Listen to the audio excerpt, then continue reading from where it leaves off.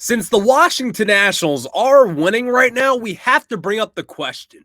Is it realistic at this point that this Nationals team could be in the postseason hunt come October? I'll answer that question right after this. You are Locked On Nationals, your daily Washington Nationals podcast, part of the Locked On Podcast Network, your team every day.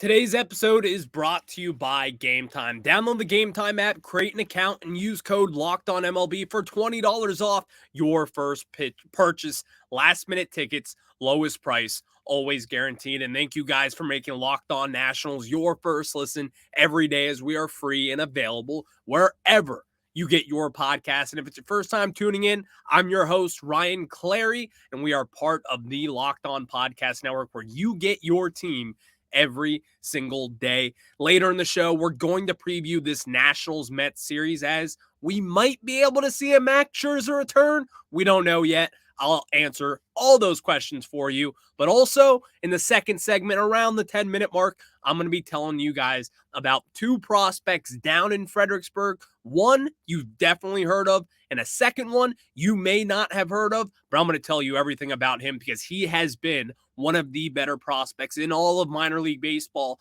up to this point in 2023. But we're going to start out with the main question here, and that is, can this Nationals team sustain this success and be in the postseason hunt by October? Because right now, as it stands, the Nationals are only 2.5 games out of the wild card spot, that third wild card spot. And now to answer that question, can the Nationals sustain this success moving forward? And I'm going to make it real quick. I don't believe so. And the reason why I say I don't believe that this Nationals team is set for the postseason currently is because of the lineup at hand right now. Let's take a look around the diamond.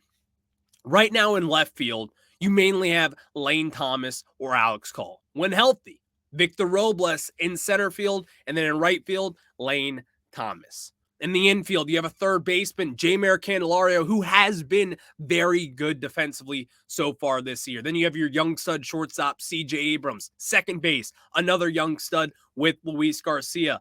First base, defensive, stout guy, Dominic Smith. Behind the plate, Keibert Ruiz, and of course, that pitching staff I'll get into later in this segment. But looking around this roster right now, and this lineup in particular, the Nationals just simply, in my mind, do not have the offensive production that it needs to be in postseason baseball. Now, I talk about this a lot. Pitching wins in the postseason. You have to have the pitching before you have to have the offense, in my mind. And I think really, if you ask anybody about that, I think they would agree. But this Nationals team right now, as it stands, the run production simply is not there just yet.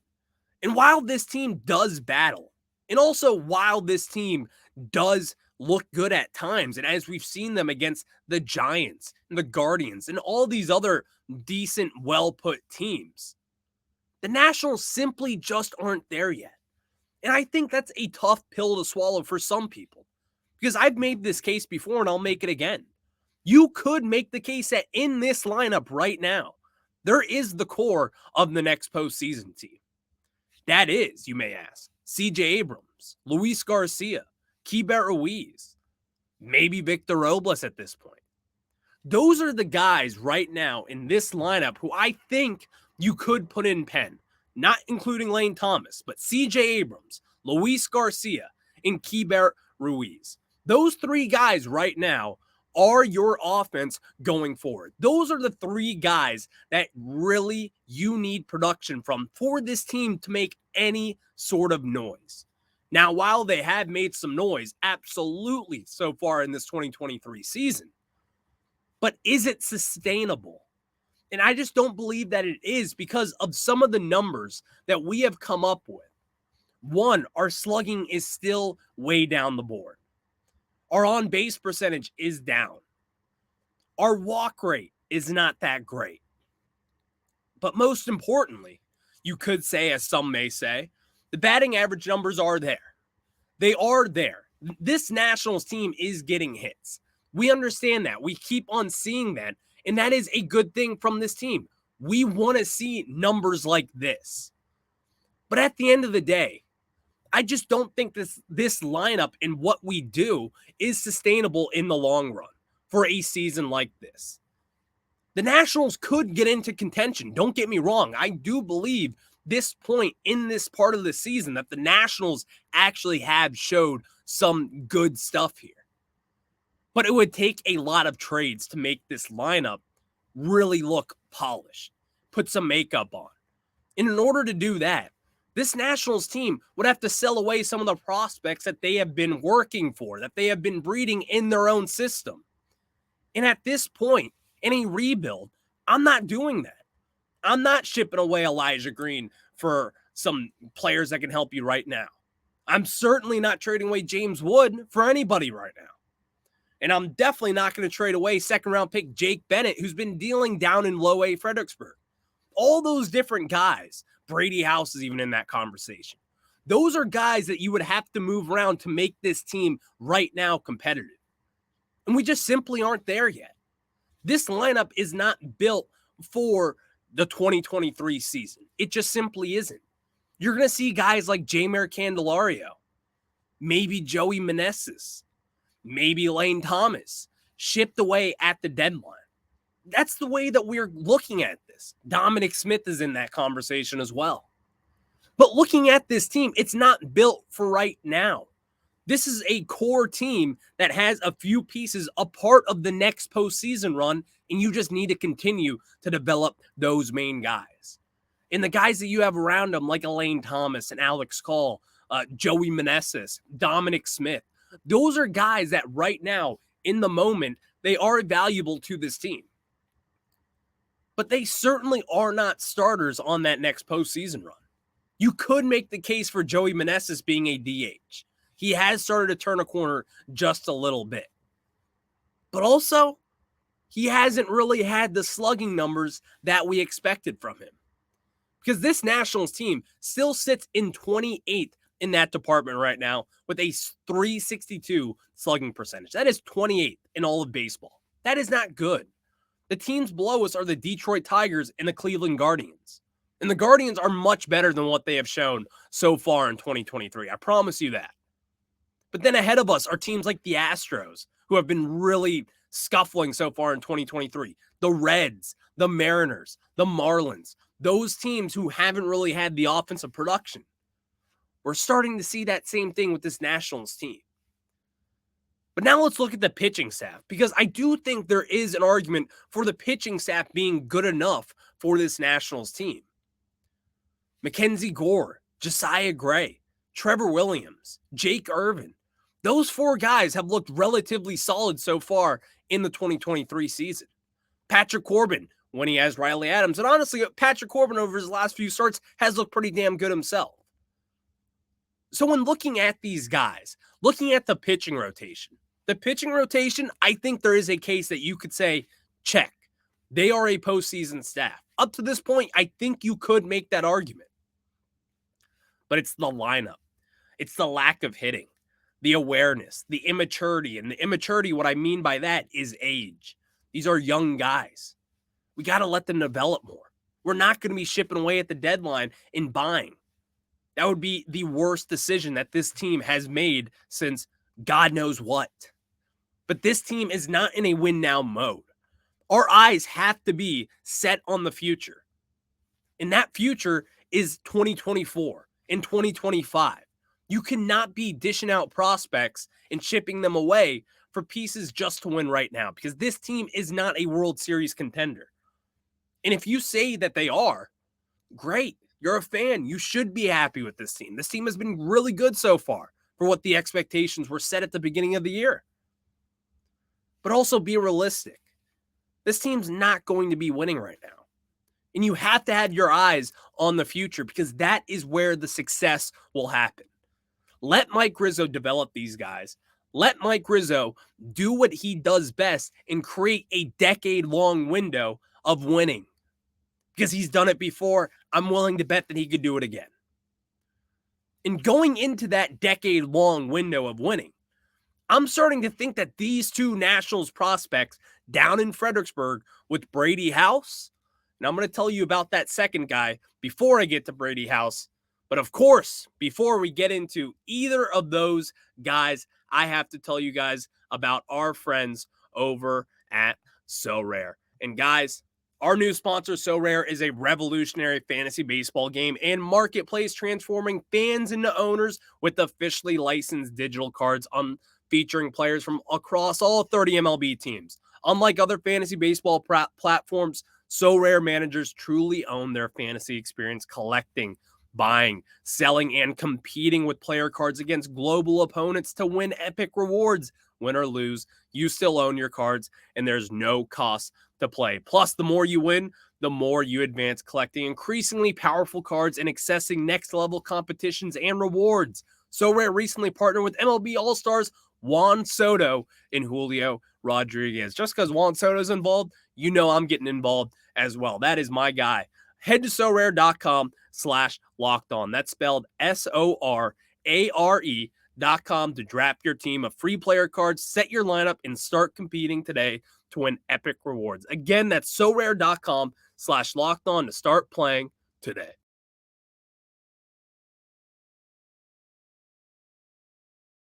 And now we get into it with the two prospects who I believe that this Nationals team could really be looking for down the line and helping this team succeed when it comes to it. And I've been plugging that one prospect that not a lot of people may know about, but you should know about. And that's before we get into Brady House. That is second round pick, 20-year-old outfielder in the 2021 MLB draft, Dillon Lyle. A lot of people may not know this name. And honestly, for good reason. He was a second-round pick. In the MLB draft, maybe the marks like myself, maybe you and I are those people. We look at these guys and we're like, oh, this guy could be something. Ooh, this guy could be good. But at the end of the day, it's still tough to really predict what these guys can do way down the line. But so far, Dillon Lyle, sitting at the number 16 prospect in the organization, has undoubtedly been the best hitter in the national system. Right now, in these games, in 21 games down in low A Fredericksburg, he's got a .325 batting average, a .554 slugging percentage, a .418 on base percentage, and a .972 on base plus slugging.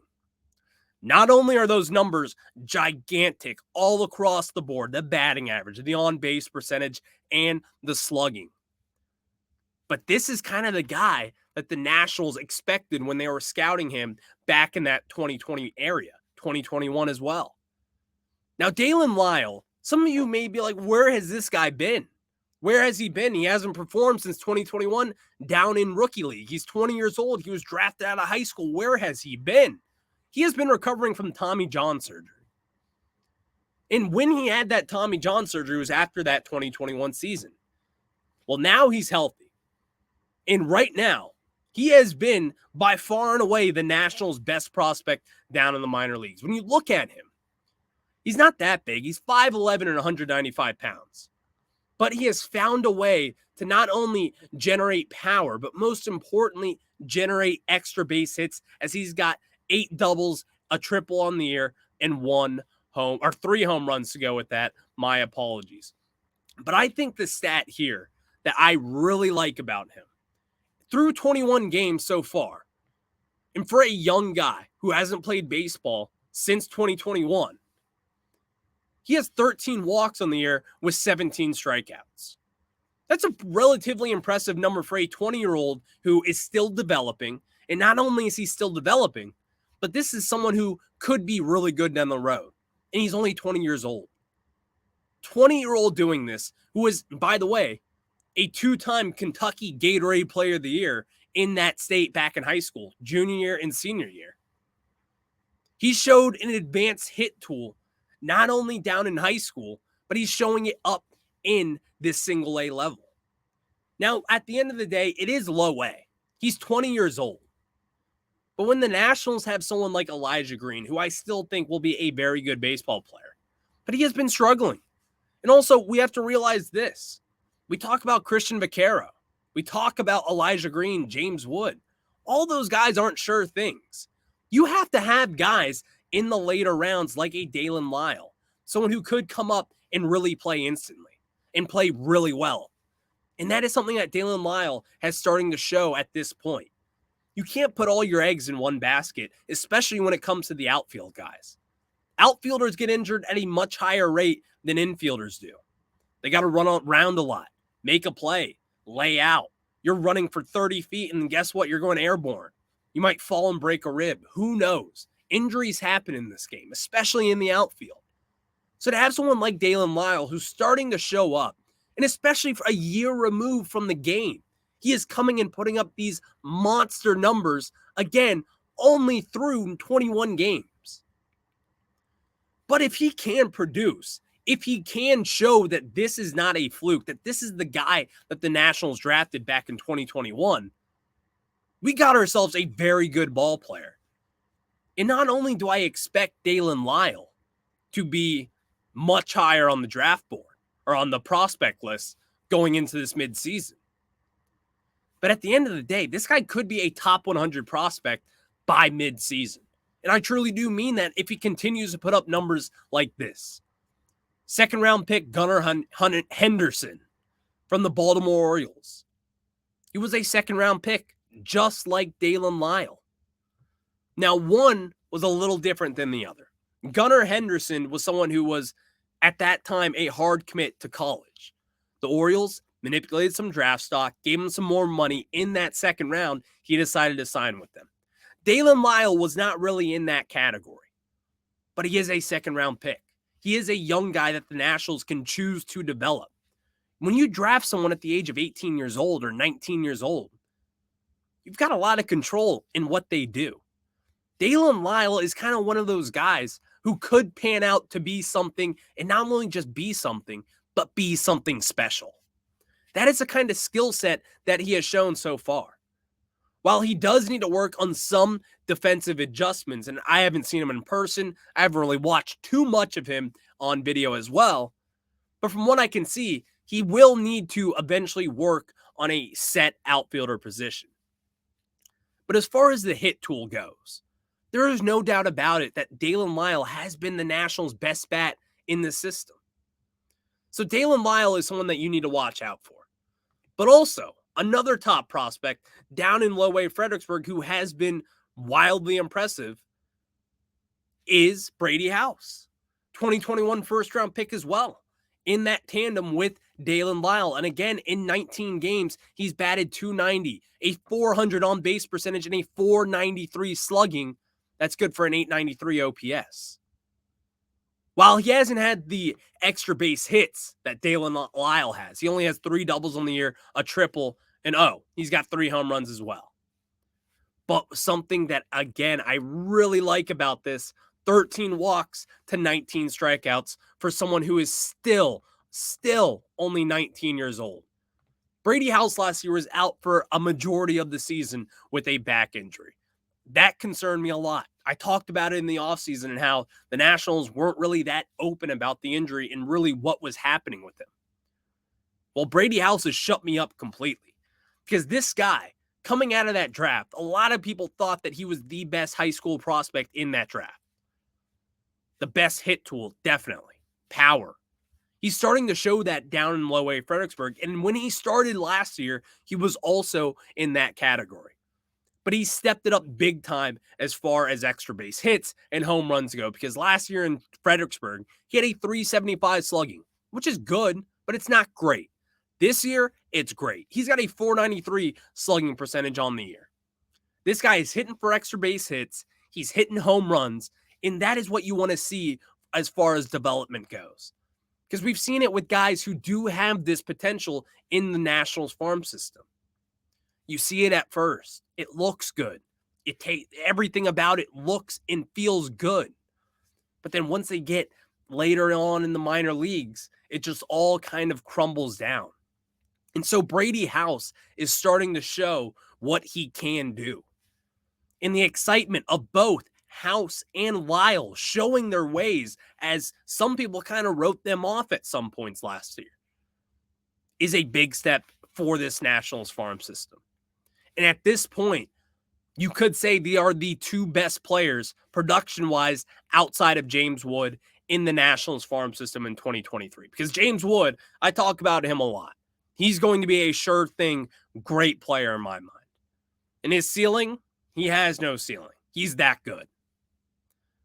So thank you guys for making Locked On Nationals your first pitch.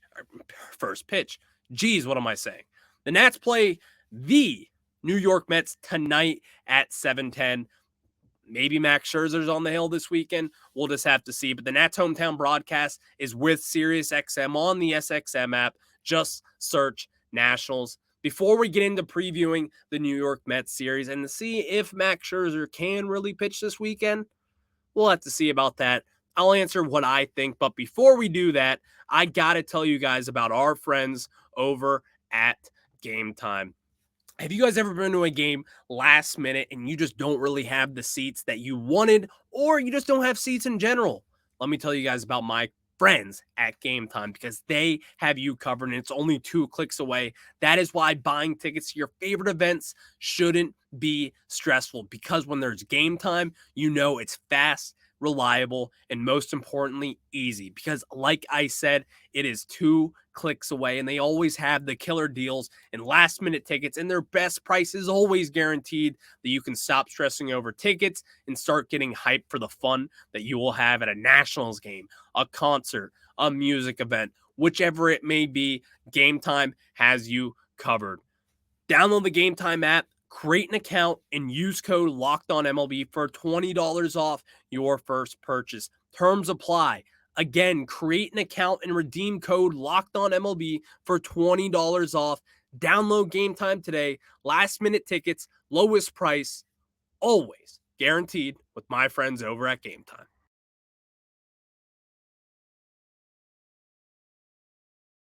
And now we get into it as the Nationals take on the New York Mets going into this weekend. And tomorrow on the bump, or tonight rather, I will say, I am recording this the night before because the Nationals had the night off on Thursday night. So get ahead of the work, dropping this episode early for people to enjoy heading into the weekend. Well, as of this point, the Nationals have not had an opposing pitcher announced yet by the New York Mets. Not for a single game this series. Because, you might ask, Max Scherzer had neck tightness. Last week, he was on Tuesday, he was scratched from the rotation with neck soreness. Do you guys remember a time Max Scherzer was scratched for neck soreness? I do too. Good times, am I right? Good times. I remember them very well. But again, we flipped the page. It's now time for a new dynasty in Washington, D.C. And Mackenzie Gore is certainly ahead of that, as he's got a 3.65 ERA in 7 starts this season, 37 inning pitch, and 48 strikeouts on the season with a 1.43 whip. Listen, Mackenzie Gore is that guy. You remember that meme? You're not that guy, pal. You're not that guy, pal. Well, if Max Scherzer was saying that to Mackenzie Gore, he'd be saying, no, I'm that guy, pal. Because he is. He is that ace for this team. If we had a guy like a Paul Skeens, like you heard on yesterday's show, maybe he takes over Mackenzie Gore. Maybe he doesn't.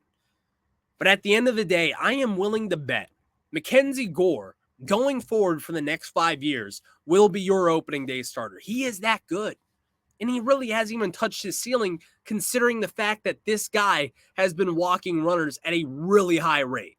And that has been his only knock so far.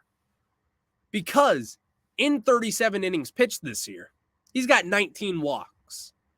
That's not so good. That's about a half walk per inning. Now, with that being said, is that the Mackenzie Gore that we'll be seeing for the next 5 years? No.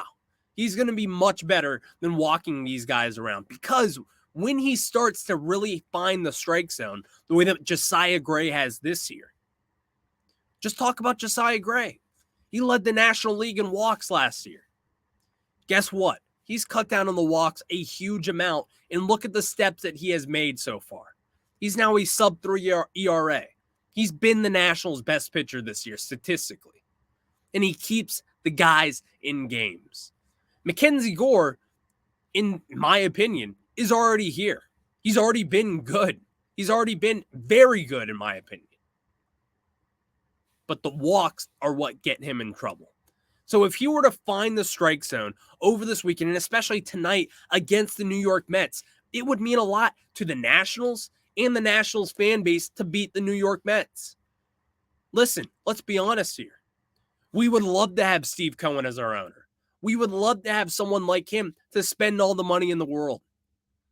But also, look at the Los Angeles Angels. They spend a lot of money. How is that doing for them? It's not doing so well. I'll tell you that right now. As right now, they are not even in the wild card race. They are in the race, you could say, as the Nationals are as well, but they aren't where they should be. And they haven't been where they should be for about a decade now, because they've had the best player in the world with Mike Trout. Well, you know who trumped Mike Trout? His teammate, Shohei Ohtani. They've got the two best players in the world, and they still can't figure out a way to sneak in that postseason. It's not all about spending money. You got to draft and you got to develop these guys, which the New York Mets, to their credit, they've developed a lot of their own guys as well. But they've spent for guys like Max Scherzer and Justin Verlander. Hasn't worked out so well, as Max Scherzer has been having his worst year since his rookie season. I love Max Scherzer. I love the guy. But I'm not rooting for him in the New York Mets. He's old news. I'm rooting for Mackenzie Gore. I'm rooting for Josiah Gray. I want to see the guys who are on the team now ready to make a difference moving forward. I love you, Max. But the time has come. You've passed the torch. It's Mackenzie Gore time. It's Josiah Gray time. So let's see what the Nationals can do this weekend when you got Mackenzie Gore to start on the mound tonight. And I think we do get the win, because at this point, we don't know who the Mets are going to start. And I will admit, I am recording this on a Thursday night. So maybe by Friday morning, which I'm sure we'll find out who will be the starter then. But at the end of the day, I'm riding with my guys, Mackenzie Gore and Josiah Gray. Thank you guys for making Locked On Nationals your first listen every day. And of course, the Nats play the Mets tonight at 7:10 Eastern time. You'll see Mackenzie Gore on the mound, hopefully not walking batters, but I'm still predicting a win. The Nationals hometown broadcast is with SiriusXM on the SXM app. Just search Nationals. Guys, enjoy the weekend. Enjoy Nationals baseball. This is an episode that dropped early today because of the Nationals day off yesterday. So you enjoy it. Have a good one. And of course, go Nationals.